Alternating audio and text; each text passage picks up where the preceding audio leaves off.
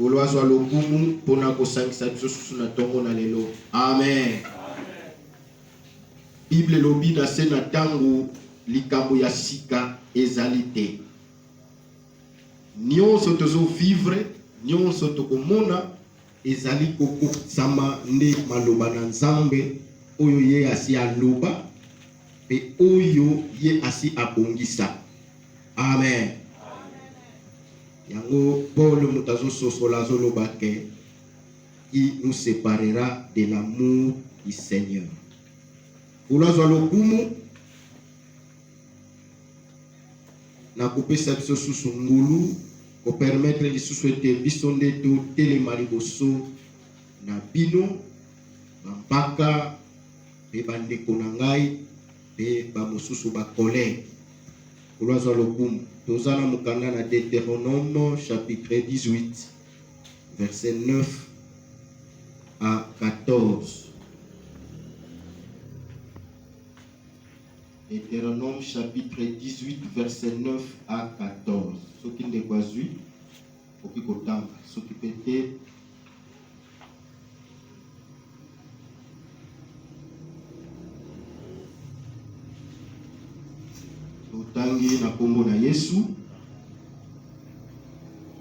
lorsque tu seras entré dans le pays que l'Éternel ton Dieu te donne, tu n'apprendras point à imiter les abominations de ces nations-là.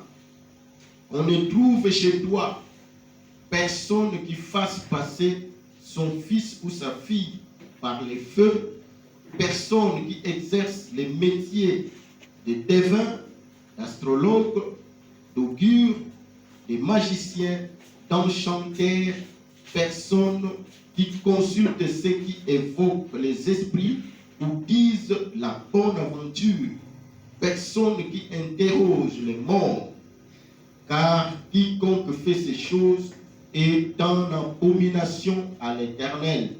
Et c'est à cause de ces abominations que l'Éternel, ton Dieu, va chasser ces nations devant toi.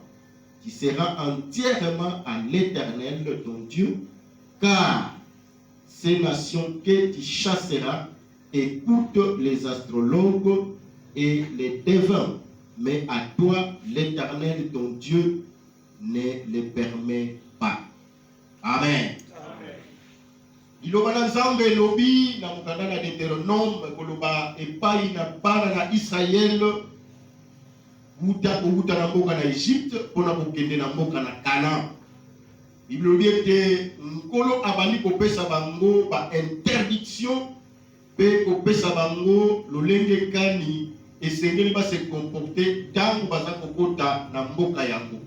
Alobi ete tangu yo okokota na kati na mboka yango oyo ngai Yawe Nzambe nazopesa yo okoyeba ko imite okoyekola komekola ata eloko moko te na kati na mboka yango.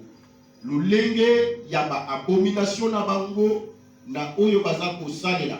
Alobi ete bamona kati na yo moto moko te oyo aza kolekisa mwana ya mobali to mwana ya mwasi na nzela na moto pe moto moko te oyo akoki kosala mosala oyo baza kobenga lokola mosala oyo ba devin bato oyo bakomona ba astrologue bato ya kolakisi koloba makambo kopredire ba makambo bato oyo baza koconsulte ba esprit baza koloba ete bazali koloba ba bonne aventure donc oyeba kopredire koloba deja makambo moko lokola ekozala mais oyo ekozala te pe alobi ete moko te ayeba kointerroger bakufi kati na bino po ete baye nyonso oyo baza kosala makambo oyo bazali na abomination bazali lokola baye oyo baza na abomination kosala mabe liboso na Nzambe pete na yango nde na nzela ya babomination wana nde ngai Yawe Nzambe naza koyeba kopenga na mabota wana liboso na yo po ete mboka oyo ezala nyonso mpona yo po ete baye nyonso oyo naza koyeba kopengana bazoko yoka lolenge ya batu oyo ba astrologue ba devin ba ye oyo bazako consulter ba kufi kalobi ete ngai nzambe na yo na permettre yango te. Amen. Mama ya likambo tolingi tokabola na tongo na lelo ezali na moko le Canaan. Canaan. Tango tozolobela Canaan tokotala yango na forme physique pe forme spirituelle parce que tango na yebi Canaan tango na yokaka Canaan na yebi ke Canaan ezali terre promise to mboka oyo ya elaka. Bongo mboka oyo Bible ezotalisa ke Nzambe tango azokotinda bana na Israel libota na ye. Bana na Israel toyebaka eza libota na Nzambe. Donc libota oyo nkolo asala alliance même soki yo obika te mais na nzela ya libota wana il faut kaka bato wana babika. Amen. Bongo eza mboka oyo na kombo ya Kana nde Nzambe aza kotalisa bango ke bokokende ko hérité mboka wana. Bisika wana mboka oyo eza kokule le lait et le miel. Donc quand bazolobela lait, bazolobela miel, cela veut dire que abondance. Cela veut dire que oyo carence ezali te, sécheresse ezali te. Quand tozolobela sécheresse eza lokola pasi, lokola bokauki, lokola bosangi. Mais na kati na mboka wana Nzambe azolaka bana na Israel et que mboka wana eza mboka oyo ezokotanga miliki pe mafuta ya nzoi. Donc mboka oyo pasi ekozala te ya ngonde mboka oyo naza kopesa yo. Amen. Lolenge nga na yebelaki nde yango wana. Mais kasi tango na ye kotala makomi na bisika oyo Kana ezowuta natali bayebisi nga ke Kana ezali moko ya petit-fils ya Noé. Donc kokololo ndenge biso lelo tokomi kotambola mingi okomona ba parents na ba kokololo na bango. Siko donc aza kokololo ya Noé. Mwana oyo abotami na nzela ya nani? Abotami na nzela ya Sham. Sham oyo amonaki bolumbu ya tata na ye. Tango amoni bolumbu aolieke azipa ye akeko seka. Akeko seka kochola pe kolakisa epa ya bandeko na ye. Bongo bandeko oyo nde ba mibale sa ménage a fait bango nde bati bazwaki nzela ya kokende kozipa bolumbu wa. Et tango Noé alongwaki na milangwa esilaki Bible lobi ete Noé alakelaka mwana oyo mabe. Amen. Alakeli ye mabe pe alakeli descendance na ye mabe. Donc bango nde libota oyo nde to mwana oyo nde yende Kana ebimelaki. Donc même batu oyo bazalaki kofanda na kati na Kana avant bana na Israël ba yende kokota ezalaki libota oyo ebimelaki na nzela ya kokololo ya Noé na nzela ya mwana ya Sham. Amen. Siko esika ndengai tangu na meki kokanisa na meki kotala koyekola nazomona ke makambo na Nzambe ezalaka kaka compliqué. Makambo na Nzambe ezalaka kaka compliqué pe makambo na Nzambe etikali kaka na bonzambe na ye moko. Mutu oyo akoki kosala ndenge ye moko oyo ye Nzambe abongisi to souveraineté na ye ezaleli ezaka soki ye moko adindi, soki ye moko aponi, soki pe ye moko alingi. Amen. Donc Kana olezala par rapport ya image oyo ya bien, image oyo ya kitoko oyo ezopesamela par rapport ya lolenge Nzambe azotindela libota, mais image ya Kana au départ na origine tozomona yango ke ezali ya mabe. Ezali ya mabe. Bisika oyo même kati tala caractéristique ya batu oyo bazalaki na mboka yango. Bible zoloba ke batu oyo bazali ba na abomination kati contre ngai. Bino tango bokende bo imiter bango te. Bozala lokola bango te.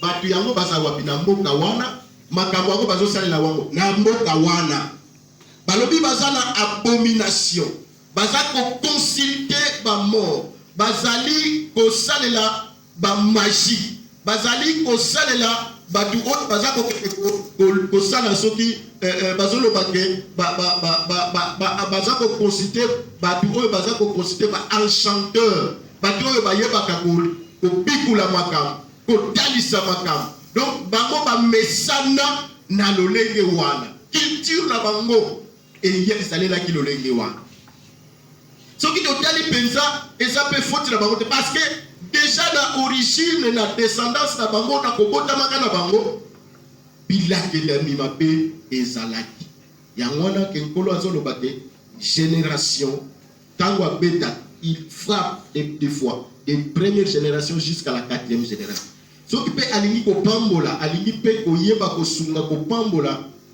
kokangola il peut aussi délivrer ou bénir des générations jusqu'à l'autre génération. Bandeko oyo bazalaki kosalelaka makambo ya mabe makambo oyo nzambe alingaka te makambo oyo nzambe azalaki nango na kanda to na zuwa mpenza. Et c'est comme ça la Bible ezolobake cause nde azoyebisa bana na Israël ke bokozwila mboka yango eza yango wana à cause ya ba abomination à cause ya makambo nyonso oyo ya mabe ya kotiola ya koconsulte bakufi ya koyeba kosalela bamagie ya koyeba kosalela bascience occulte bayeba kosalela oyo nyonso ngai naza kolinga te to naza koboya. Il faut sikoyo mboka wana batikala kuna lisusu te balongwa po bino boya kosala nini boya ko remplacer. Bien-aimé dans le Seigneur, tangu Yesu Kristo azoloba ke libanga moko te kotikala likolo libanga mosusu nyonso kolongolama nyonso kokoisama eza lokuta te ezali ya solo. Et tangu Nzambe aza koloba et que mutu ya mabe akoki koumela esika moko te na batu ya malamu eza lokuta te eza ya solo. Soki Nzambe pe azoloba ke azali Nzambe ya zuwa alingaka te a partager gloire na ye na mutu ya mokili to na ekelamu ezali lokuta te ezali ya solo. Lelo oyo tokoki kozala peut-être cas par rapport ya makambo oyo ndenge lekelaki na kana na mboka na biso. Parce que il y a maintenant beaucoup de gens bien-aimés dans le Seigneur oyo baza kozwa place ya Nzambe oyo baza koluka bien-aimé bayeba kobungisa image ya Nzambe oyo ya solo potomona image ya Nzambe ya lokuta. Or Nzambe aza koloba ke ce sont des choses en abomination devant moi. Et maintenant pour que Nzambe akoka ko s'acquitter koyeba koluka kolongwa komona makambo oyo asalaka nini akoki kolongola bino akoki kolongola yo pe a remplacer mosusu ndenge asalaki na basacrificateur ndenge asalelaki na basacrificateur na kati na lingomba na kati na biso bien-aimé dans le Seigneur na basani na mangomba nini tozomona. Ne croyons pas que ekotikala kaka lolenge wana ekotikala kaka lolenge wana. Il y aura un temps où Dieu va mettre fin à toutes choses. Alors bino tango bokokende n'imitez pas ces gens-là. Boyekola bomekola lolenge ya batu wana te. Mais regarde, bien-aimé dans le Seigneur, na batu oyo baza kondimela Yesu, na batu oyo baza kondimela Yesu te. Mais des fois, nous sommes dans le même sac. Nous sommes dans le même sac. Soki bango wana, soki likambo, soki pasi, soki nini akokende kolwele la mbangu. Yango wana bandeko mingi basali, mingi bandeko mususu bakendaka kokutana tango bazotambola okomona kaka ndeko moko priske mabo ibokutani bisika nini bakokutana bisika nini ya uti to bisika nini azokende Ce qui est au tout au monde, abani kolia muno, abani kolia mbebo. Te, la kene kaka a, la kene kaka. Mais azako kende. Wapi bisika wana oyo batu mususu wana bakenda na ko consulter. Mais Dieu est en horreur. Alors, n'imitez pas ces gens-là. N'allez même pas interroger. Il y a des doctrines qui croient et que Batou, mort, Koufi, dans ces jours de mort, donc Okoki Kokendeko Loba, Pebango Pebayoki. C'est comme ça que même de Dieu a parlé de la vie à la mort et à Mekiko Limbo la Kotalisa Yonanga. Je pense que Omeka Kiko Yoka, je pense que Omeki Bomba quelque chose. Et ça va Kambo et Salemi le loté et Bandipe le loté, mais et Banda Tangu ya Kala. Amen. Le kola di bota na Israël. Nzambe azalaki en alliance na bango. Nzambe aponaka bango. C'est comme cela que principe azoko yebisa bango tango bazoko kota na kati na mboka yango. Ça c'était le canon physique. Dans la même pour na boke ne kokota parcours les ala ki ndengeni. Nzela ezala ki ndengeni. On s'est dit des fois Canaan et Égypte, ce qui ont dit dans ma carte, il y a ma carte même où ils ont dans la Bible. Au moment que Canaan, Égypte, Israël, ils ont pembe ni penza. Mais la Bible nous parle que les chemins qu'ils ont entrepris 40 ans. 40 ans botambo la kaka, mboka oyo nzamba ko la kisabino azotali sabino ozokoma kaka. Mais à cause de quoi Zokande et Seigneur qui va conquérir.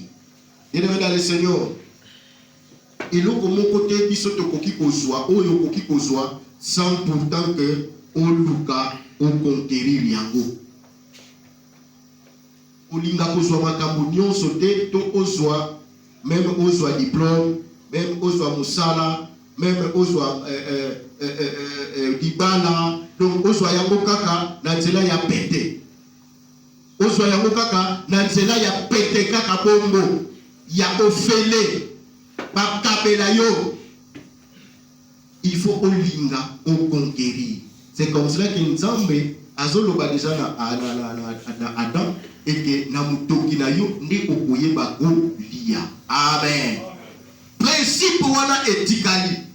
Il faut des fois on transpirer pour que ozwa liba. Il faut des fois on luka pour que on soit. C'est comme cela que les gens hier le badestin na baye koli que ceux qui ont bêti ne va kufungolela yo. Ceux qui ont luki ne okoswa. Ceux qui paient au sengi ne ekopesa mela yo. Mais les lois biso to lingaka suko senga te. Ko botola. Yo lokolo za mutamakasi il faut botola. Pour yo so za nango kozwa yango peut-être na ko botola. Mais or nzamba zo pesa principe que mutu po azwa il faut asenga. Tant que sengi mutu wana soki alingi apesi soki pa alinga boyi na ye afandi. Il faut ne oluka. Tant que oluka ne lokolo kokisi lobana nzambe ne nzamba ko pesa ye. C'est comme cela que pas dans Israël. Balingaki teba kende kaka na bolafana gratuitement comme ça, balamoko bakeko kota na kati na parce que balingaki ba yeba te pasi ya kati ya ko conquérir to ko yeba kozala na kati na esika ya.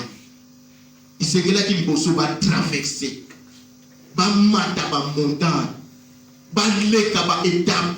Ba sala na ba carence, ba yeba ke vie ezali passe. Bayeba ke pona ko soa ezalaka passe. Même nzambe tango azokela Bible lobiete les premiers jours akeli nano liboso ndambu. Moyezala pole ebima ne abali ko kende par étape. Kino 7 jours. Mais yoka kana mukolo moko olingi nyonso epesa mela yo. Olingi kaka na mukolo moko nyonso ozwa yango. Okoti na ndaku okena ndaku bisika yo okei olingi kaka nyonso ezala. Nyonso ezalaka mbala moko te eyaka malembe. Même Yesu Kristo tango azoteya bayekoli azako teya bango malembe. Kino bayaki kokoma ba apôtre. Amen. Tala ba ministère bien aimé. Tala ba frère, tala musala na nzambe, tala ba église. Olingi kaka mbala moko full. Olingi kaka mbala moko ministère Il faut donner le temps au temps. Chaque chose à son temps, tel que l'Ecclésiaste le dit. Alors, quand il sera entré, bien aimé, pendant qu'il conjugue ce verbe, Asibalongwa Kala, ce que va dire l'Exode, déjà le temps coulé, mais jusque-là, parce que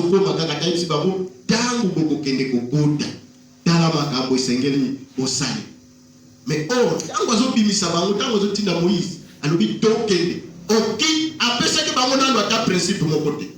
Sauf alobi, bokanga ba ceinture, bozwa babiloko parce que il faut adorer ngai, il faut pas botela ngai.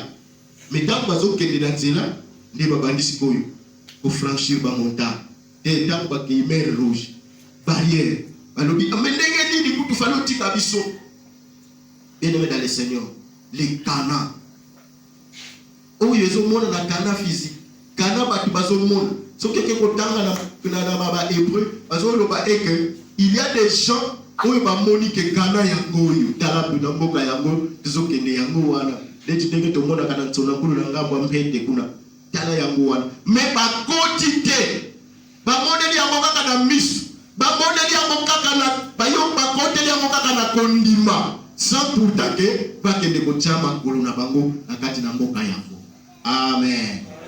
Bien-aimé dans le Seigneur, tangu Nzambe azolobela yo, azolobela ngai, eza malamu. Soki ke oyaka na lingomba par rapport ya oyo yo sala, Nzambe alobela yo yango. Mabe wana oyokaka interpellation nango na nzela na lingomba, il faut zalaka na ese. Parce que bandeko oyo aucune fois Nzambe ke kolobela bango, ke botika ba abomination oyo. Mais azo salami, azo chasser bango. Mbala boka zo leba nazo longola bango. Parce que bazo sala makambo oyo ezali ya mabe. Mais epai na bana Israël, bango bazala ki pe boulete, bazala ki pe ba santuté. Mais kasi azo loba na bango ke epai na bino boko sala boyete abandi ko détailler, abandi ko détailler. Yangona même na kati na les communs de mortels balobaka ke tata oyo alingaka mwana na malamu. Ayebaka ko kangela ye, ayebaka ko beta ye tango amoni ye na mabe. Amen. Mais soki omoni batikela yo liberté, ko kanisa teke liberté wana ezali kambo ya esengo. Ko kanisa teke liberté wana nde libertinage wana nde ekokipo na yo. Parce que oko regretter na yango après lobi. Libertinage. Oko regretter na yango. Lorsque bazako pekisa yo, lorsque bazako ozako kozana mutu, oyo azako yebisa yo ke tala ko eza mabe, otika zalana esen, yokaye tangama na ye, parce que azobongisa lobi na yo. Amen. Azobongisa lobi na yo. Il savait que dans Israël, il ne devrait pas demeurer en cet état-là. Bisika oyo bazalaki ya basi, bisika oyo bazalaki ya minyo, mais esengel ba kende na sika oyo bakozala na kimia. Mutako ya ko lukela bango makambo kozala te. Mutako ya ko poko to atonga bango kozala te. Mutako ya o non po asakisa bango misala ndenge banda ko sala yango, balobi korufe. Mpasi azala te. Bakende na esika oyo bakozala na kimia, oyo bakozala bango na bango, kaka bango na bango. Un peuple uni, un peuple un. Libota moko. Bien-aimé dans le Seigneur. Mais yonangai, des fois, lorsque on nous interpelle, lorsque on nous interdit, dans le comportement, dans le lingenini ou agissa. C'est comme cela qu'aujourd'hui, vous ferez dans nos églises, comme dans l'église, et comme dans mon cola, magablo, et comme dans mon moula, et comme dans mon cola, bandako, oyo tozoko futela, et chacun fait ce qu'il veut. Ce qui a monique kuna, babaniko lobela ye mingi, babaniko pekisa ye mingi, babaniko temela ye mingi. Alors, si koyo akolobaka te batikala na bango, babango mapeza na ngo ebele, ate na ye epai mosusu. olinga te okende na esika oyo batikela yo liberté totale. Parce que dans ce monde, sachez-le, ndenge Ecclésiaste azoloba, jeune sala oyo lingi, mais yeba ke Nzambe akobenga yo na esambiselo. Amen. Nzambe akobenga biso na esambiselo. Un jour,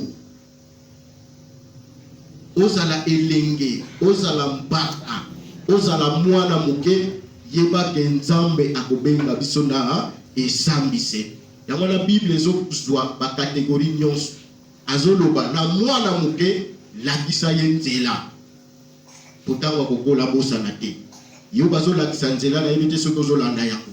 Na yo elenge sala na yo me yeba ke lobi Nzambe akobenga na esambiselo. Yango nazoloba déjà par rapport pour que oyeba komisale la keba, oyeba kotambola déjà na lolenge oyo Nzambe azosengela.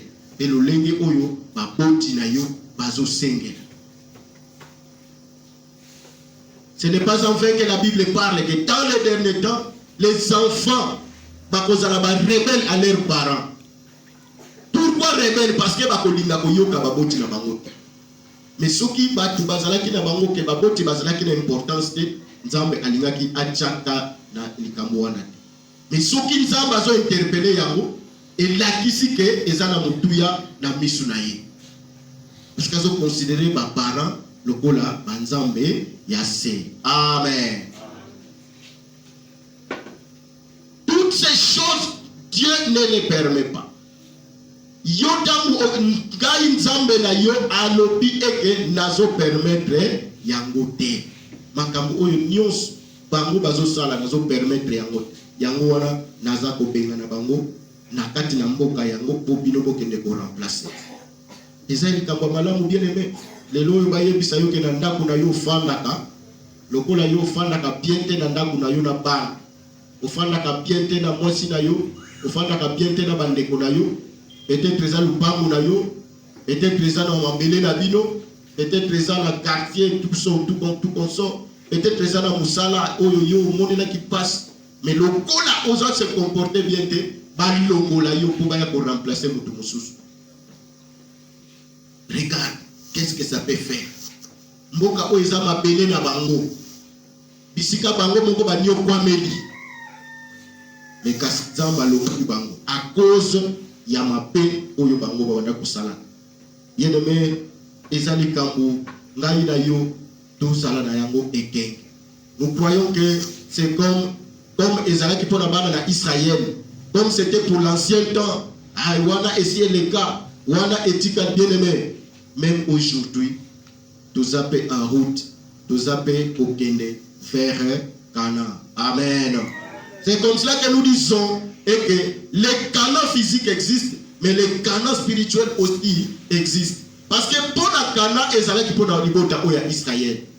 Canaan ya mabele ezalaki pour la Israël. Mais ngai na yo toza na Canaan moko pe tozozel. Yesu Kristo akenda kotonga. Yesu Kristo akenda kobongisa. Bisika oyo azoloba ke kuna kolela ekozala te mpasi pe ekozala te. Eza semblable lokola Canaan oyo ya ezalaki na kati na mabele oyo. Canaan oyo bana na Israël balingaki bake. Ngai na yo pe soki tolingi tokende komona Canaan, voilà ce que Dieu déjà nous interdit. Faites attention à ça.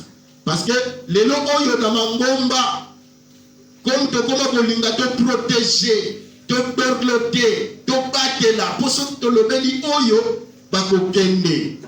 Lingomba ekotika la peut-être akokauka. Lingomba peut-être batu bakozala te.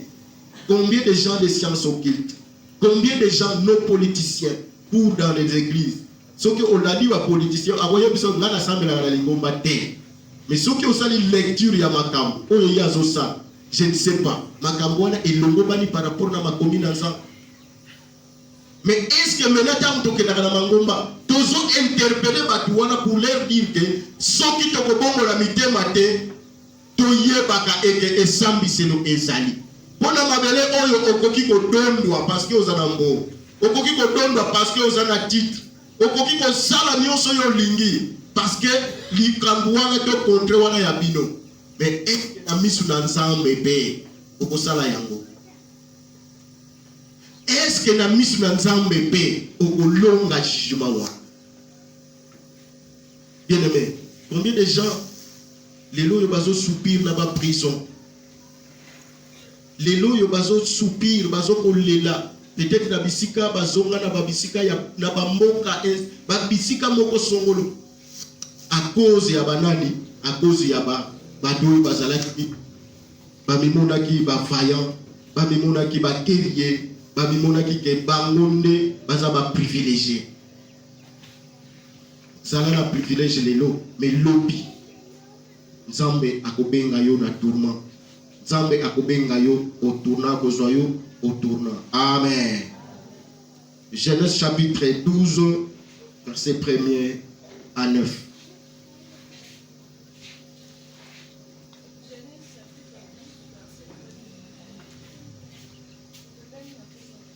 Amen.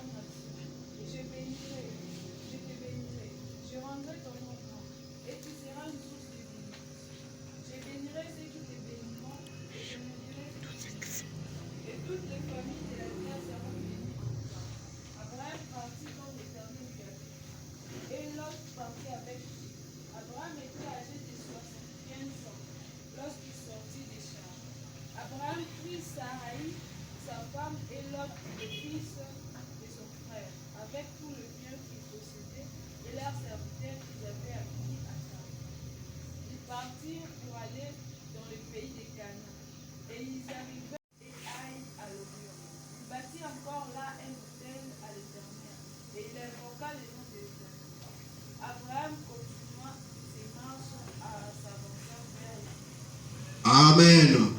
Et si oyo tolingaki ko zoyango pour nous faire voir l'origine bisika oyo Nzambe azopesa la promesse pour que bana na Israël bakende to un jour tangu libota oyo ekoya munene nde bakozala. Bible obiete mabe tangu yaki na kati na mokili Nzambe ayebaki ko trouver to ko porter regard favorable et pas il a Noé. Mais Noé tangu pe aye kala lisusu mbeba ndenge koti. Ye esengeli asosola mabe na ye amoni kaka mabe oyo ndeko asali mwana na yasali pona kulakela ye. Parce que Nzambe azana posa que mutu oyo ye asali ndeko na ye mutu azana droite pour alakela ye. Ce n'est que lui. C'est comme cela que la Bible dit que c'est la bénédiction de l'Éternel qui enrichit. Ce qui est le contraire, c'est que soit même malédiction, il faut que vous n'ayez pas eu d'ensemble. Amen. Mais quand si Awata Noé à la Kenimabe, Batu Oyo, Bakoti, Nambulungani, et si Madame Nzambe, Akoya Kozwa Abraham, pour tirer Kakabarmi Bandeko Oyo. Alors bien que nakoye longwa na kati na mboka na yo kende na mboka oyo bisika na kolakisa yo kuna okokoma libota munene kuna na kopambola yo kuna okokoma okosala libota ya batu ebele nde esika oyo bien aimé dans le Seigneur tozomona que déjà Nzambe a prédisaki que Kana ekoappartenir na libota mosusu. Parce que tant Abraham a dit le batu oyo bazalaki kuna mais Abraham asalaki nini il a parcouru le pays abandi kotala bandi ko comprendre que non mais mboka oyo peka na yesa pe blague. Donc il y avait des gens oyo bazalaki pe évoluer pe avancer yo kene na mboka ki mopai mais Dieu te promet déjà que nazo pesa yo yango pe na ko pesa yo na postérité na yo so ki lelo même ba découvrir yo que non yo zoya na mission moko pour que otika ndaku to lupangu na yo potika bien mais dans le Seigneur. Je pense que okomi sur la déjà ba précaution okoluka déjà on intercalé afin que likamwana ekende et continue. Et c'est ce qui s'est passé bien aimé dans le Seigneur. Et sengela ki batu oyo ba yeba que mission bazana auto charge bazana mo ezape ya BTT. Mais esengela ki pe bandeko oyo basosola ke soki yo na bomoto ozokotala to oza komona ke non ndeko oyo aza ya kolakelama mabe, to ndeko oyo aza pauvre, to ndeko oyo aza riche, mais yo ozomona mona miso ya bomoto, mais na miso ya Nzambe ye azomona makambo mosusu. Amen. Oyo yo lakeli kaka ye wana Nzambe azoloba ke non yesika wana ndenga ina kosala ndeko oyo to na kospambola batu oyo bakoya munene, batu oyo bakoyeba kokoma libota ebele. Il a fait ça pourquoi? Il a voulu que à éliminer cette malédiction que toi tu as prononcée, cette malédiction que Noé avait déjà prononcée. Alingaka longola yango, alingaka exterminer yango pour que alongola image oyo bandaki ko présenter libota wa. Libota oyo lakela mama pe. Libota oyo bien que lakela mama pe, mais tala ndenge babade ko ya ebele. Tala ndenge babade ko koma ebele. Tala ndenge babade ko conquérir bamboka. Bible de soko tali, balobe te ba koma kikino, batonga ki ba ville na ba ville. Par rapport même à bana oyo bapambola maki, ils n'ont pas cité ba contrée oyo bazalelaki pour que ba yebisa ba que ba itangi bazalaki est-ce que zalaki lolenge mo. C'était ce peuple oyo bakoma ki epelé, c'était ce peuple oyo bakoma ki na étendue ya munene na kati na Israël. Et c'est comme cela que Dieu pour atténuer pour que asilisa image wana abali koyeba kotalisa na Abraham kolobake kende longwa epai na tata na yo, longwa epai na mama na yo, bima na ndako ya baboti. Yeno na le Seigneur ndeko zui baptême ngai na yo tozo sambela, ngai na yo tozo limela Yesu. Lorsque na nous tobimate na banda Bible biete mwana akokoma ennemi ya baboti na yo. Comment il peut devenir ennemi à baboti na? Parce que ceux qui baboti na yo ba yebi Nzambe te. Mais ye ayebi Nzambe, il ne peut pas marcher na même droit, na même chemin na bango. Amen. Yo okobanda kozala makambo oyo okobanda kosala oyo bango bakwata kolinga te. Parce que ozana Yesu to aussi ondimela okoma mwana na Nzambe. Elelo oyo soki otali toyina makasusu te pa ya baboti. Bazala basambeli te. Au contraire, bakoma koloba nini ke soki yo penza okoti na bokonisa likolo, même ngana kosala nini na kodiembela. Amen. Parce que ba fruit ezate. Parce que bazomona ke ba mbuma misala yo zo sala, eza kutata na rapport moko te ya mosambe. Oyo Yesu azoloba ke faut mona différence entre baye bazo sambela na baye bazo sambela te. Okoyebela bango ndenge ni na bambuma. Bambuma ezali misala yo sala. Misala yango il faut emonisa bana misu la ba. Il faut ba mona bokeseni wana ke no yo osambela owana asambela kate. Ayo ondimela ka Nzambe oyo ya bomo oyo akela likolo pe na se. Mais ye wana andimela ka peut-être Nzambe moko songolo. Oyo amona na ka bango ba mona ka ye basamba simba ka ye pe ayebi ke mukolo moko Nzambe wana akoki kokufa na ye pe. Et batika na ba succession pendant que notre Dieu Bible dit il est le même hier aujourd'hui et éternellement. Depuis sa création, depuis qu'il a commencé, alors il est inchangé. Il est l'incomparable. C'est Dieu redoutable. Mais dans la biso bien-aimé dans le Seigneur, les lo oyo na ba confusion, les lo oyo tozoko sosola lisusu te, wapi ya solo te. À cause ya ba acte, à cause ya misala na biso. Zabalobi te kende longwa parce que bisika ba zalaki image nyonso ezalaki ya mabe. Bien aimé, aujourd'hui Dieu a besoin de ces gens qui doivent faire voir la marque de Dieu, qui doivent faire voir et que non oyo bazali ndenge mokote na bango nyonso. S'il y a des gens qui prient, s'il y a des gens oyo bazoteya bazotalisa maloba na Nzambe, s'il y a des doctrines, mais oyo ya bino au moins, et ça la différence. Amen. Et ça la différence. Abraham partit tel que l'Éternel lui a ordonné. Tel que l'Éternel lui a ordonné. Aujourd'hui, on ne veut plus encore faire tel que l'Éternel ordonne. Nous ne disons pas tel que les prophètes, tel que nos Kalinanzam, tel que les visionnaires. Si c'est bon, si c'est vrai, et que c'est Dieu qui l'a appelé, c'est Dieu qui l'a parlé, et ça malam. Mais ce qui est aujourd'hui, et si il y a Nzambe, na kati na communauté, na kati na doctrine, lisanga na bino, et tikala lisusute, et commande yem takoma komona. Ne fais pas selon ce qu'il fait. Fais selon ce que Dieu fait. Amen. Il est éternel bâti l'autel parce que Nkolo Amoni Samaki Liboso Naye, Dieu lui a visité. Il est abaissé même Congo, à bâtir même Congo. Tu vois, il y a beaucoup de noms aujourd'hui qui ne sont pas donnés par rapport à la volonté de Dieu. Les noms sont donnés par rapport à la volonté humaine. Les noms donnés sont donnés par rapport à la monnaie à Dama qui a un passage biblique sans pourtant savoir que Congo wana et pesama qui par quelles circonstances. Il y a azuka kama la Congo wana a baptisé comme soit mwana na ye, a baptisé comme soit lingomba na ba. Or que ba Congo oyo Bible ba ndeko oyo ba ndeko pesa selon les circonstances. Selon les circonstances. Amen. Quand Abraham a offrir moi, Bible le biete alobaki na apesaki nzambe Congo par rapport ya occasion ya circonstance wa. Mais esika o tant pe atongi hotel, Bible le biete apesi pe Congo oye tozo mona azolo bete de bete.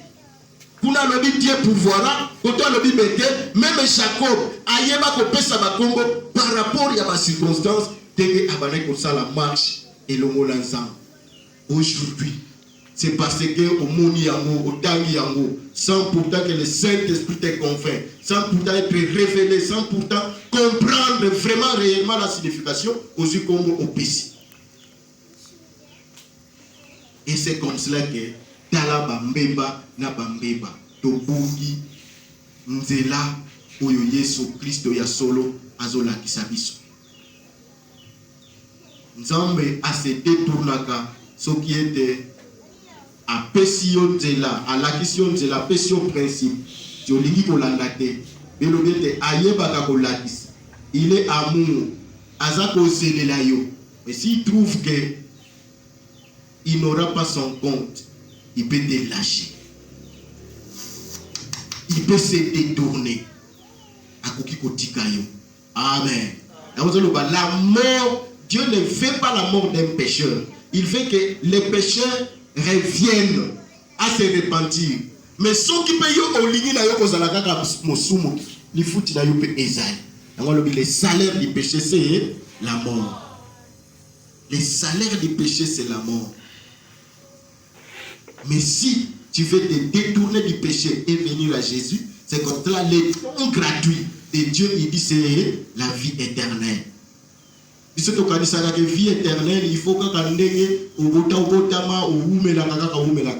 vie éternelle, c'est lorsque tu as Jésus. La vie éternelle, c'est lorsque tu as au fandi sami na kati na makomi, au fandi sami na moboku, na nkolo na maboku na moboku ya bantoma, et que même ceux qui les voient écoutent yo, tu vis dans l'au-delà. Et tu as déjà la promesse et qu'un jour, il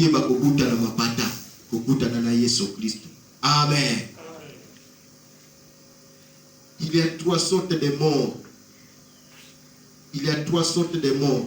On a la mort physique, on a la mort spirituelle et on a la mort interminable. Mort oye ezalike okena état de feu ya libela na libela. Mais ceux qui okufi na yo na kati na nzoto, li kufa ya nzoto okufi na yo, Nzambe a retiré kaka molimo na yo. Okei na bo dans les lieux oyo ezozela. Soki ke mon âme na yo zalaki ya malamu, okende na sika ya repos oyo zozelela Yesu Christ. Mais soki âme na yo se prépare à quitter. Dans mon kufi, okende déjà na esika ya kozelela yo, si ya libela na libela. Il y a moins bien aimé dans le Seigneur, Tomilenge. Parce que ma commission de bateau yebi ngongate, ngonga ya liwa to yebite, ngonga ya Yesu Christo kozonga to yebite. Tant tozo yeba lelo, ndenge ngai na yo tozo pema tozo tala, esengeli Tomilenge. Balobi tika mabe, tika mabe. Landa Yesu Christo, ndimela Yesu Christo, ndimela Yesu Christo. Isa na bande kopele tozela kanal, te, tango zanal. Te nazana nous elenge, naza bien aimé dans le Seigneur. La mort et yebisakate et avertissakate que non yonde kozabo okokufa après autant de ans. Ngai na yo tomilenge. Et kozongi na Yesu pe Christ zoloba que non même ngai moko na yebite kaka tata na ngai na likolo. Mais botala kabilembo, soko bani komona elembo oyo. Soko bani mona pikambo oyo. Soko oye bakake bozongi na mesali nini ekomi bene. Yeleme bandeko oyo ba héritaki oyo nzamba yebisaki bango à cause ya obéissance et à cause ya koyeba kotosa mungongo oyo nzambe ayeba yokaki pe mungongo na nzambe oyo elobelaki bango. Ils ont obéi et Dieu les a bénis. Réellement Dieu les a bénis. Même les parcours qu'ils ont franchis, mais Dieu les a bénis parce que Dieu est fidèle. Il dit que il ne dit pas une chose sans pourtant l'avoir accompli. Alors bakalika monter sans qu'il accompli yango. Oyo alakaka akokisa. Ndenge alakaki na bana na Israël. La Bible nous parle que aucune promesse n'était restée sans effet. Tout a été accompli. Abraham est sorti à Deneki Kana. Tango koti Kana, mai oyo nyoso elandaki na sima. Libota ekeli susu na bomumbu na Egypte. Mekino eke kozwama na Egypte po ezonga na kati na terre oyo nkolo alakaki bango. Amen. Mais tala combien bakotaki. C'est là où les problèmes et les bas blessent. C'est là où vraiment les remesses empoignèrent, bien aimés dans le Seigneur. C'est comme cela que soyons prudents. Aujourd'hui, nous pouvons être 1000, nous pouvons être 100. En train de prier ensemble, en train d'écouter la parole de Dieu ensemble. Mais attention, parce que la Bible dit, les chemins étaient droites. Il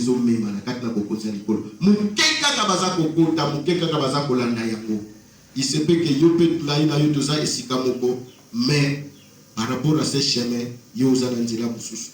C'est le moment où yo tango tozo yo kali loba na Nzambe, tango tozo sangana bien aimé, to linga, to miyekola, to linga, to kanga mona loba oyo.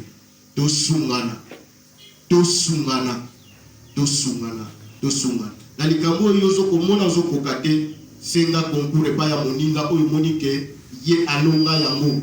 Il se peut que akokipe kosunga yo opesa yo loboko kuke osala nini otelema. Amen. Tant ozo ko se repousser, tant ozo ko se retirer, tant ozo zala musika ne ozo ke de komiti molela pe libulu na yo malamu to s'approcher.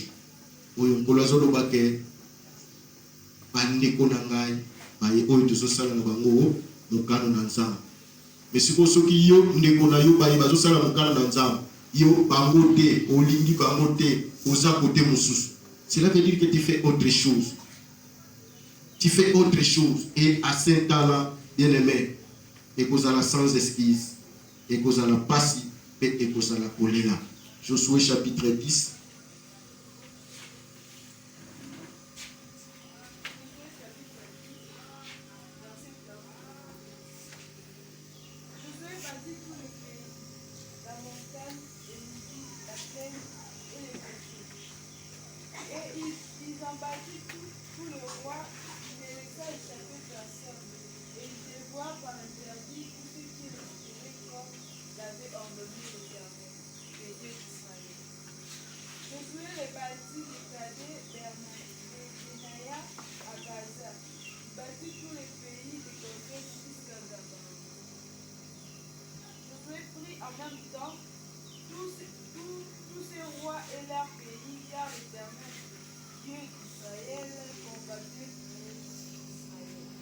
Awa eza Josué.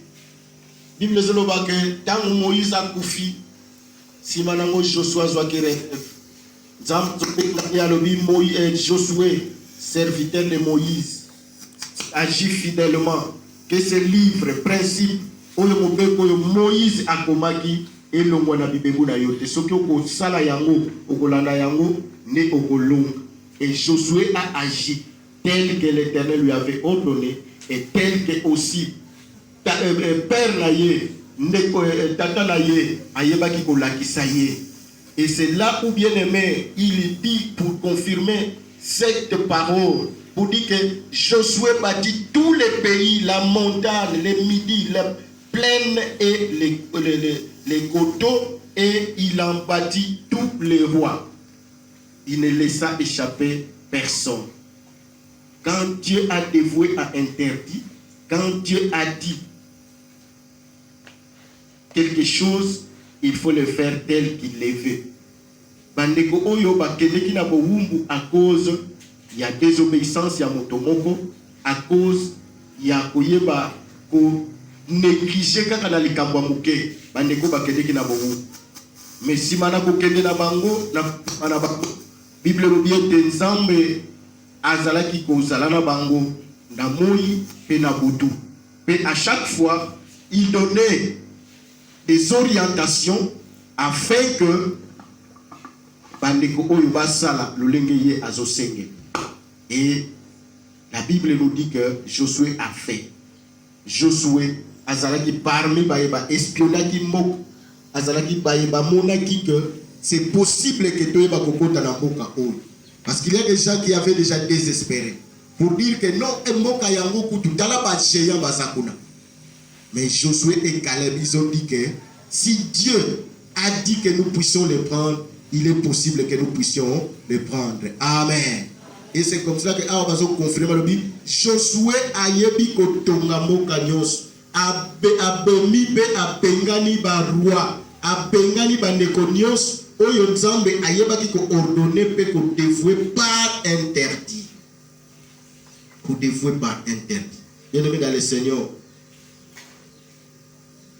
qu'est-ce que Dieu nous a interdit? Qu'est-ce que Dieu t'a déjà interdit? Que tu as laissé? Nini oyo déjà Nzambe asa ya pekisi? Nini oyo déjà ni lobana Nzambe si pekisi oyo oyo otiki? Oyo ngai na tiki? Pona intérêt ya Nzambe. Pona intérêt ya Yesu Masia. Soki tokotosa na biso ya mote. Soki tokolanda na biso ya mote. Ça sera difficile pour que toyeba ko hériter, bien aimé, même ce que nous attendons. Lelo koko komimona ke ozwa, lelo koko komona ke olongi, lelo koko komona, mais oye koya après. Ce qui est important, ce n'est pas ce que nous voyons, mais ce qui nous attend au-delà. Amen. Parce que mokili oyo kotikala nango kopesa biso merci te. Tout ce que nous pouvons faire et kotikala nango kopesa biso merci te. C'est comme cela que entre nous toza komi bomana, tozo ko bomana, tozo ko yinana entre nous okomona kutu ke non batu wana ozoloba ke bangonde batu baza kote ya biso, baza ko lakisa biso lobana nzambe. Mais entre eux course au pouvoir, entre eux koyinana ekoti kinoko luka moninga akende liboso peut-être ya moninga okanisa ke yende akotikala libanga. Bien-aimés dans le Seigneur, faisons seulement ce que Dieu nous demande. Afin que, à se souvenir de Bisso, nous l'enga se souvenir de Moïse, nous l'enga se souvenir de Josué, nous l'enga se souvenir de Baénios, Baéoyo, nous autres dans la carte de la Bible. Amen. Autant que Job chapitre 15. Job chapitre 15, verset 14.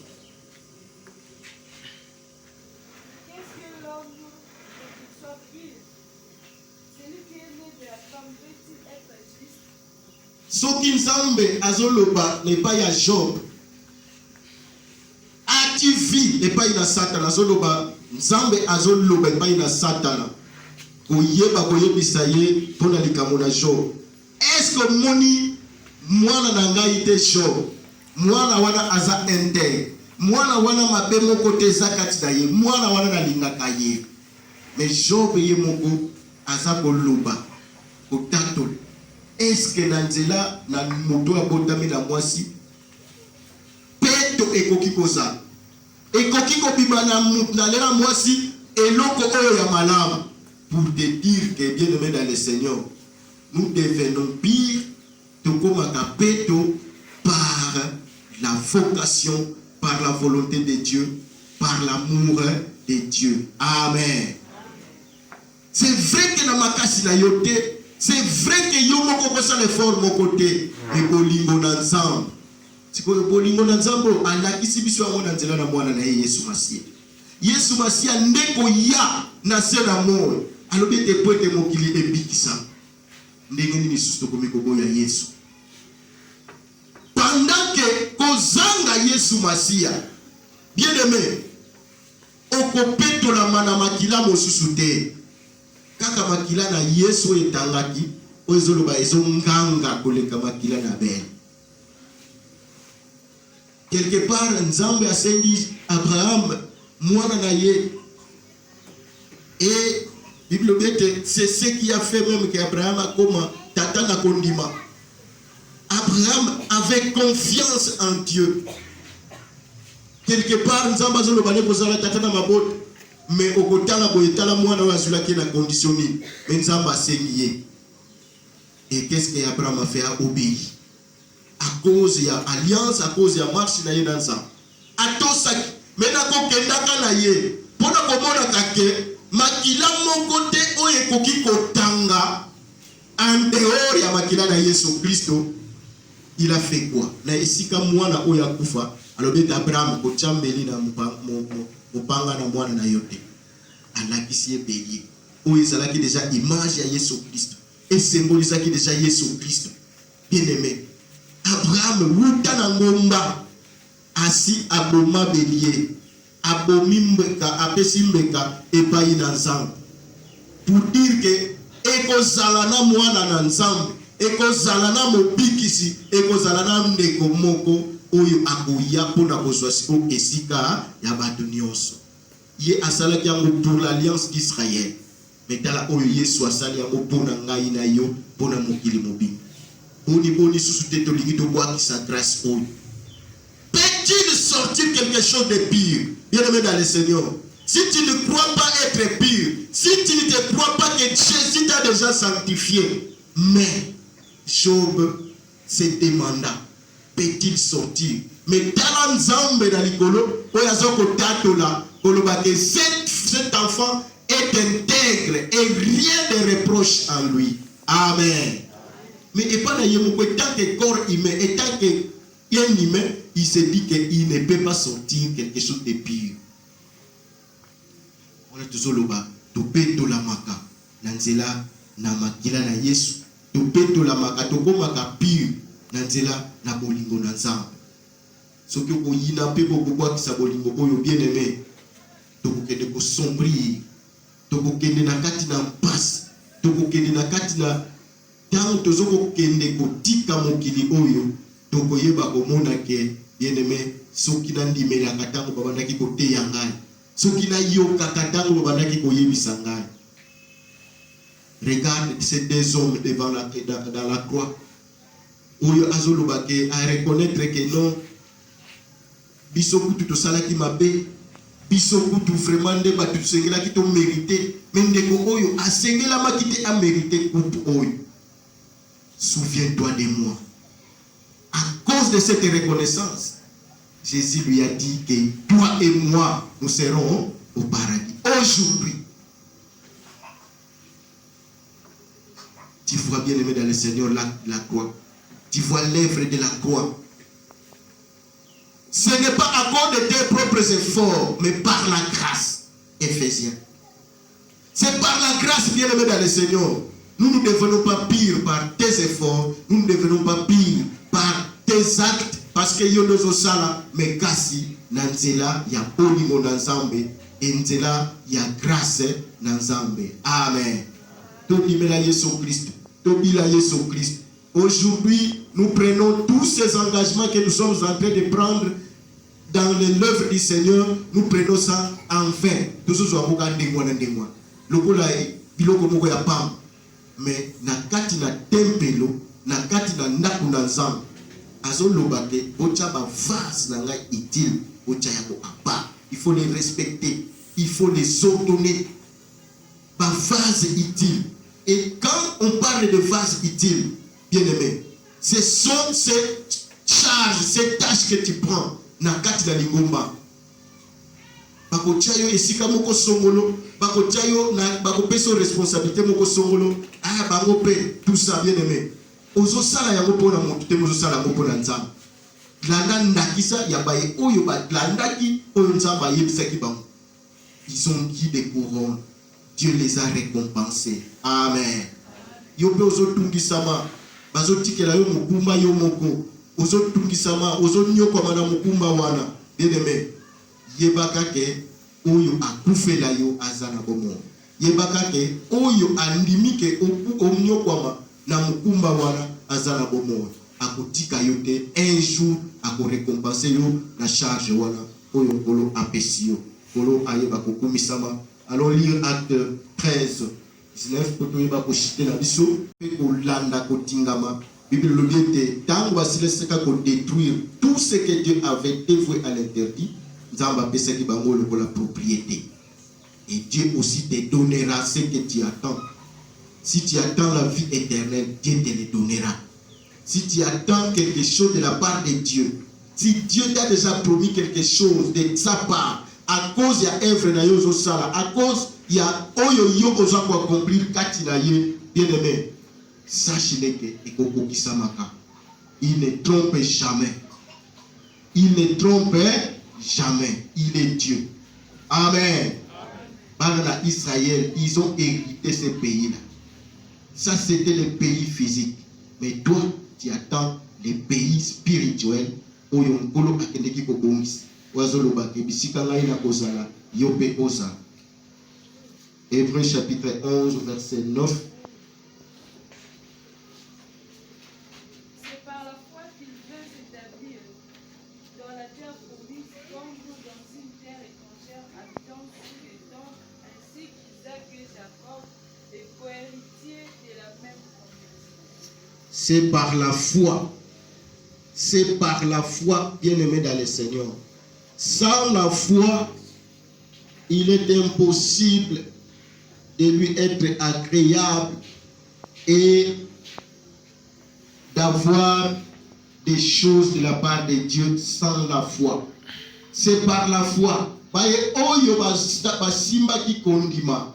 Baye oyo bagika ki mpiko. Baye baki ke malgré mboka yango.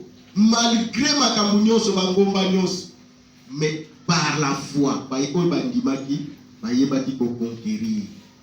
Bien-aimé, a-t-il la foi? Est-ce que tu as la kondima? Yesu azoyebisana Marie, ne t'ai-je pas dit que si tu crois, tu verras la gloire de Dieu? Ne t'ai-je pas dit, la foi est le dénominateur commun de toutes choses. Olingo mona miracle, olingo bika makambo ya malamu epai na nzambe, olingo zwa eloko ya motuya, olingo hérité, c'est la foi. Abraham est devenu le père de la foi à cause de l'obéissance, à cause de l'alliance, à cause de koyebaka kondima ke nzambe akosaka te, nzambe akotika ngai te. Amen. Talam parcours ya Abraham. Parcours ya Abraham ezalaki nango pe rose te. Nzambe ayebisi ye okozala tata na mabota na kopambola yo. Mais regarde, la bénédiction est venue quand? Comment bénédiction y a? Aujourd'hui aussi Dieu nous promet des choses. Aujourd'hui si Dieu nous promet des guérisons, des miracles. Alobi na libota na stérile kozala te. Alobi ete soki okondimela nga kozala mutu mokila te. Mais tu te sens comme si que ozui ya mona noté. Tu te sens comme si tu n'es pas encore arrivé. Mais par la foi, bandeko oyo ba héritage terre promise. Les Ghana physique. Bien-aimé, ngai na yo eske kondi bezali. Ngai na yo eske tozondi malisusu. Yango Yesu azoloba eske na mikolo na suka na kokuta kondima. Parce que lelo yo Satan est en train de prendre l'ampleur. les mauvaises doctrines, les doctrines inspirées par les démons, les doctrines inspirées par le diable, des serviteurs qui viennent à l'image des serviteurs de Dieu comme lumière, mais qui proviennent du monde des ténèbres. Parce que soit ampleur et le logo à cause de tout ça, na bandiko bazalaki na kondima ya mwa malamu babandi ko kitisa kondima babandi ko loba ke no tangu pe pusa babandi ko loba pe banda kala ibanda izalaka na ka bongo. Bien-aimé dans le Seigneur, tangu ezoke mikolo ezoke, à chaque chose, à chaque instant, Dieu fait quelque chose où nous ezali kotalisa ke on s'approche vers la fin de toutes choses. Ce qui est dans la doctrine, ils ont croire que non, il n'y aura pas une nouvelle terre, il n'y aura pas ceci, il n'y aura pas ceci. Il n'y a pas la fin, tout ça. Les jugements n'existent pas. Bien aimé, on s'approche. Bible dit, Nkolo alobaka likambote azanga kokokisa yango. Azamwana na damote. Azamwana na motote. Oyo alobaka ezali ainsi dit l'Éternel. Ezali oyo elobi Yahweh. Si tu as la foi, tu hériteras ces royaumes. Mais si tu n'as pas la foi, bien-aimé dans le Seigneur, taku yango yo déjà yako exercer. Bible zoloba. Jacques yo zoloba na ngauza na kondima lakisa ngai misaka. Pongana lakisa yo pe oyo yangai. Soki na ndimeli te bien-aimé, c'est le moment favorable. Et soki oza déjà na kondima talisa yango pe na kati na misala.